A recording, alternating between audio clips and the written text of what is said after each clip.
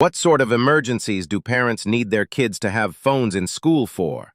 High school teacher here at a K-12 school. We went phone-free last year, and it is the best thing that has ever happened. Yes, kids are no longer distracted on their phones or itching to go to the bathroom to check social media apps.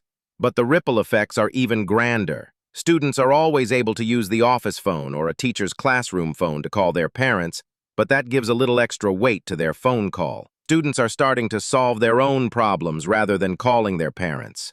Similarly, parents are letting their children solve problems rather than texting them constantly throughout the day. Yes, they can call and leave a message with the receptionist that will get to their child, like their pickup plans have changed.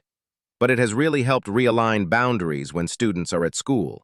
Constant communication between parents and their children while they are at school is crippling in so many ways. I could go on and on with that. The increase in face-to-face conversation and overall socialization is remarkable without phones. Even after school, sports practices, etc., students are spending less time on their phones, having a break in the day from the constant dopamine hits connected with unfettered cell phone access. I'd highly recommend reading The Anxious Generation if you're interested in this. The research is fascinating. And now to the question you asked about emergencies.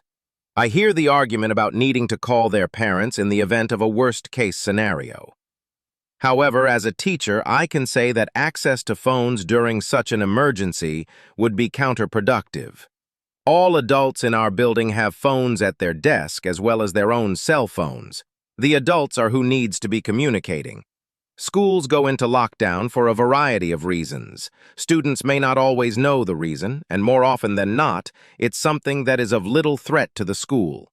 Example, someone was pulled over and took off on foot in the proximity of the school, but the local law enforcement feel it's in the best interest of the school to be on lockdown.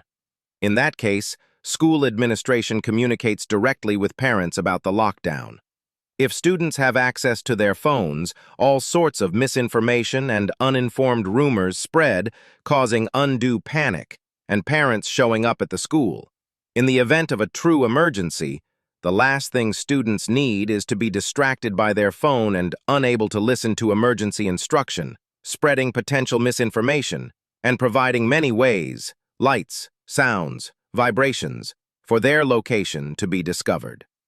With family emergencies, parents call the office or come to the school.